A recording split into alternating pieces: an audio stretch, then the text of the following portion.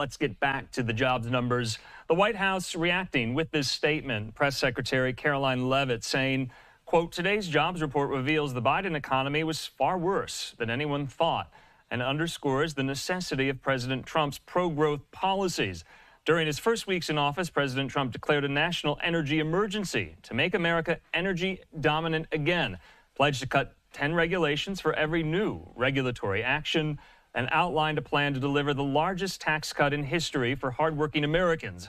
President Trump is delivering on his promise to restore our broken economy, revive small business optimism, create jobs, and ignite a new golden age for America. Well, let's dive under the hood, though, of this latest jobs report. We're going to do that with our friend there at Island Capital Investments, Anthony Esposito. He joins us with the latest. Anthony, good to see you here, and happy Friday. But let's get right to it here. You saw there in Jerry Willis's report, the markets responded badly, and they ended badly today. Was it because of the jobs report? You know, I think that was part of it. So the bigger part of it was the inflation expectations number, University of Michigan number that came in pretty hot at 4.3% for the coming year and at 3.3% for the next 5 years. So way off of the 2% target that the Fed talks about, which really should not come as a shock to everyone. But that, I think, was the overriding factor and the 1% across the board sell-off, along with some tape bombs from President Trump and his meeting with the PM from Japan. To the employment number, that's been a problem for a while. I've kind of been pounding the table on it with other traders at other funds. And I say it because of this. Each month for 2024, we've seen a revision lower. So on the numbers today, they were light today for last month. But for all 12 months of 24, the government, the BLS, has actually revised its numbers lower from the previous month. I've never seen that before. And over the course of the year, you can bring down the entire average of jobs created by over 620,000 jobs. That's a real number. And that's a number of jobs that just weren't created. They said they were, and then the next month, they turned around and said, oh, we were kind of wrong. We're going to bring those numbers down. The other part of the problem that we have with the employment numbers, if I may, is what kind of jobs are being created. We have consistently seen over the course of the Biden administration and the last year in particular, government jobs, healthcare, and education have really taken over upwards of 80% of that report. All of those jobs are directly funded by the government or indirectly funded by the government, which means we are actually using taxpayer dollars to create those jobs or issuing new debt and deficit spending to create and pay for those jobs. That's not where we want to be at all. The balance of the problem with the employment numbers is who's getting the jobs. If you look at the employment rate for native-born Americans, it's actually lower than pre-pandemic levels, which means we've had a net loss of jobs since COVID for native-born Americans. Non-native-born members or people in the United States have actually seen the net increase in jobs in the country.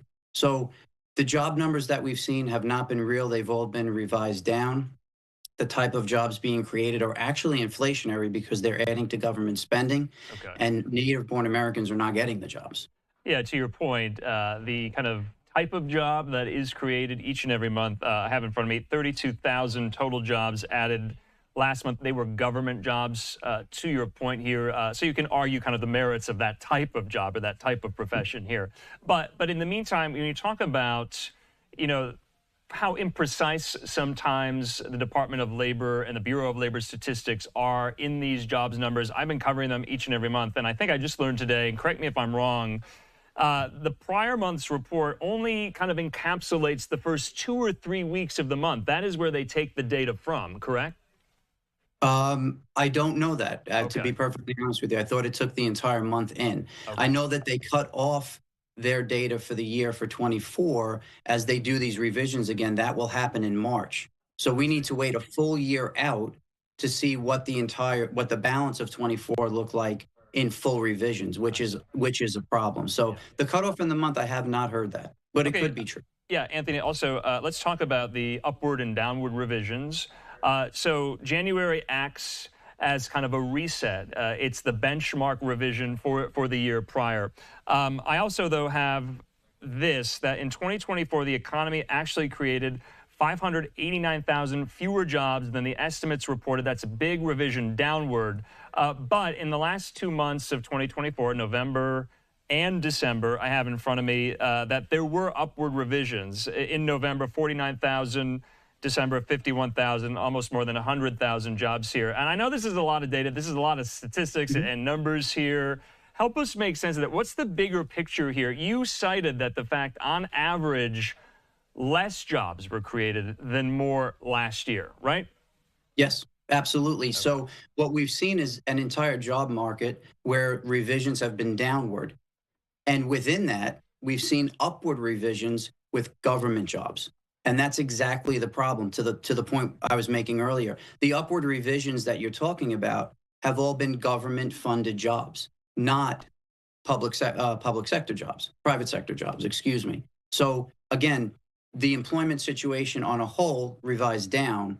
The upward revisions that you're referring to have been on net government funded jobs, whether they're directly funded by the government, which is the number you just quoted. Yeah. And you also have to take into account healthcare and education, which are subsidized by the government. Right. You know, Anthony, but when someone looks at this report and here's what you've been saying, and they look at the unemployment rate, it went down. So what do you say to them? Again, we are creating the type of jobs we're creating. So I'll go one leg into the conversation further. So we have the government funded jobs, and whether they're directly or indirectly funded. And then we have the next big tranche of jobs being created. That tranche of jobs are low paying services jobs. Okay. So while that's feeding into a lower unemployment rate, those are not jobs that we can build an economy on. To that point, manufacturing jobs are in a recession. Manufacturing jobs are quarter on quarter lower as we're seeing more and more people take government jobs or low paying services jobs. There's nothing wrong with working at Starbucks as a barista. That's fine. But that's not how we're going to build this economy. And that's not kind of the facade that's been put in front of the American people as far as the unemployment numbers, the non-farm payroll numbers, and the strength of the labor market. The strength of the labor market in this country is not strong. The strength of the labor market is funded by the government, and it's low-skilled, low-paying services jobs. Okay, so this was, of course, Trump's first jobs report. He only took the oath of office on the 20th day of the month, but nonetheless, does it bode well for going further into 2025 with the overall health of the U.S. economy when it comes to the job market here? What do you think those in the Trump administration and the White House right now are thinking when they got this report today? I think they were already aware of the kind of the train wreck that they were inheriting. And I think we're seeing it with DOGE. What are we doing? We're trying to eliminate jobs that are not needed, and those are government jobs. So I think they're aware of the problem. They expected the problem. I think they are on top of it. And I think the cost cutting that they're doing and the investigating they're doing and kind of peeling back the onion to see where are we wasting our taxpayer dollars as far as payment to government employees to start, and how do we eliminate those jobs? And they're doing a great job of it. They're already at 60,000 looking to take the buyout, which that deadline's been extended. Sure. They understand the issue, and they clearly do, because they came in with DOGE on the ticket. We voted for it. It's in action. And, you know, I have to say, with the amount of manic reaction we've gotten from the Dems, you know, you're on the right path.